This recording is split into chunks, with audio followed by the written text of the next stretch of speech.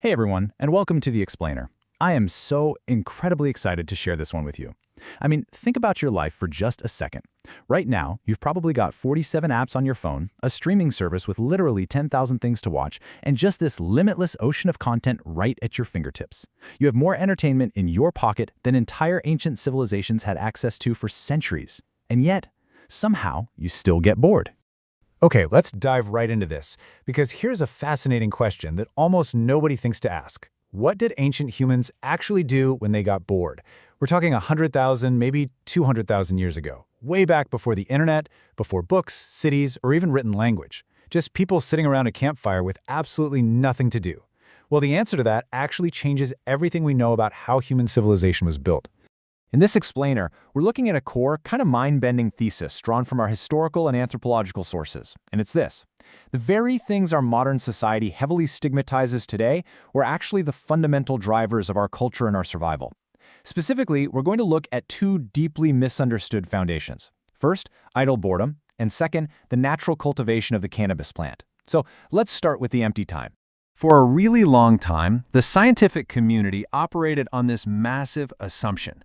Researchers just assumed that early humans were way too busy surviving to ever have any downtime.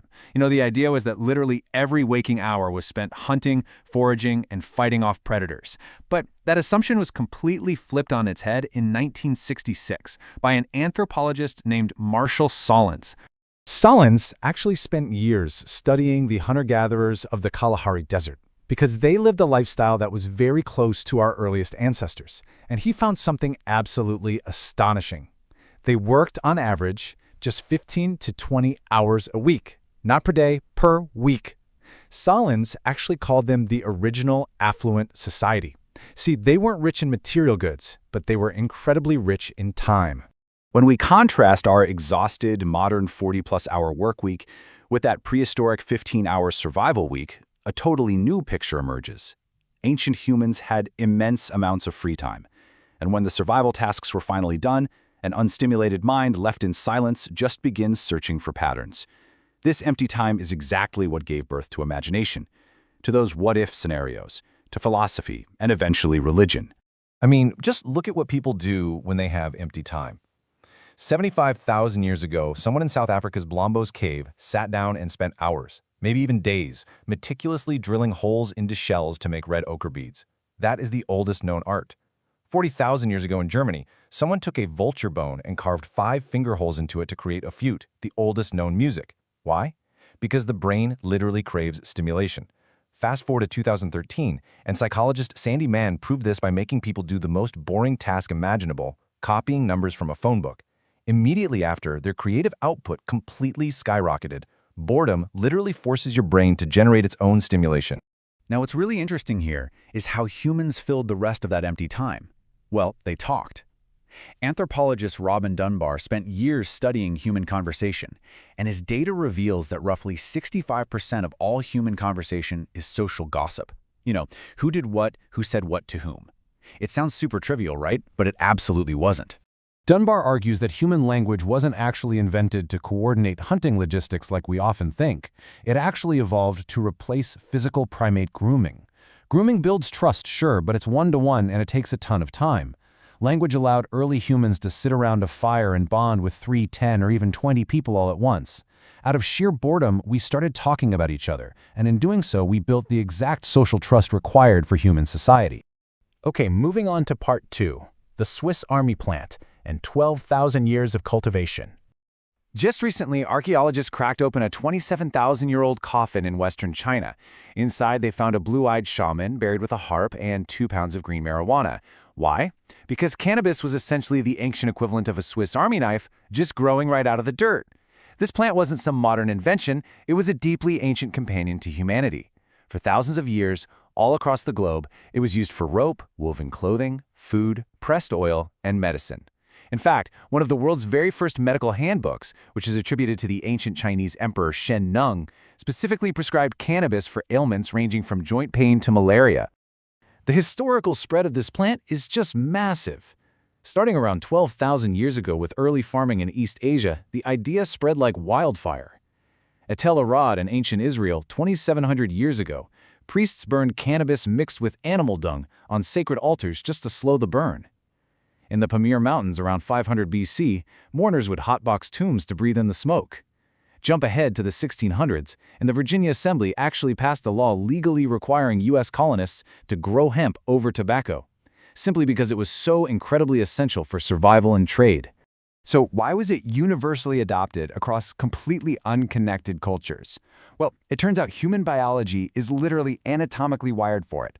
Our bodies naturally produce a molecule called anandamide, which actually derives from the Sanskrit word for bliss. Cannabis produces a chemical that fits into this exact biological lock.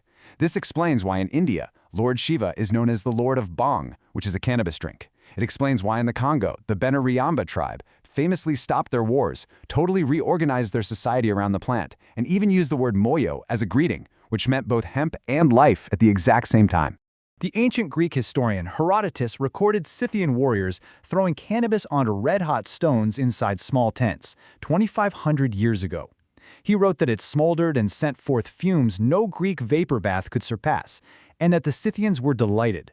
Now, for a long time, historians thought he was just exaggerating, but in 1947, Soviet archaeologist Sergei Rudenko actually found those exact frozen tents in Siberia. Later discoveries even found cannabis mixed with opium inside solid gold cups. So humans have been intentionally utilizing this plant's effects for millennia. Let's transition to part 3, the modern disconnect, and how we lost touch. So, the crucial point is, how did we get from ancient shamans and legally required colonial crops to where we are today? Well, looking impartially at the historical record, the shift really began in the 1930s.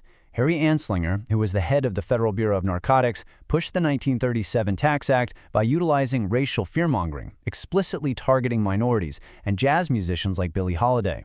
He bypassed the consensus of medical doctors and created fabricated gore files to strongly associate the plant with violence. Decades later, in 1970, the Nixon administration placed it on Schedule 1 alongside heroin. Remarkably, in 1988, the DEA's own administrative judge, Francis Young, reviewed the medical evidence and heavily objected to this classification, but the agency upheld it anyway. To really understand the historical context of this legal framework, we can just look at the words of Nixon's own domestic policy advisor, John Ehrlichman. He later stated on the record, the administration wanted to go after two groups, anti-war protesters and black communities. We could tie marijuana to one and heroin to the other, criminalize both, and arrest whoever we wanted. This specific political strategy fundamentally altered humanity's long-standing relationship with a plant it had cultivated for millennia. I mean, really think about the scale of this for a second. In 200 AD, the Chinese surgeon Hua Tuo actually used cannabis mixed with wine as surgical anesthesia. For centuries, European ship sails were made from its hemp. Humans have utilized this plant for 12,000 years. It has been strictly criminalized for roughly 90 years. To put that into perspective, that is less than 1% of our shared history. And just as we lost touch with this ancient plant, we simultaneously lost touch with our oldest mental state, boredom. Today, smartphones have virtually eliminated silence from our daily lives.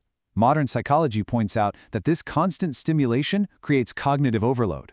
It actually shuts down what neuroscientists call the default mode network, which is the part of your brain responsible for creativity, empathy, and self-reflection. This absolutely vital network only activates when you are doing absolutely nothing. And this brilliantly illustrates the ultimate irony of our modern era. We have spent the last century pathologizing a 12,000-year-old agricultural staple, and at the very same time, we have pathologized the exact psychological state of boredom that originally sparked art, music, and language. We essentially traded 300,000 years of creative silence for an era of endless, exhausting cognitive overload. Boredom didn't hold ancient humans back. It's actually what allowed their minds to wander, to look up at the stars, and to just ask why. So, as we wrap up this explainer, I want to leave you with a bit of a challenge.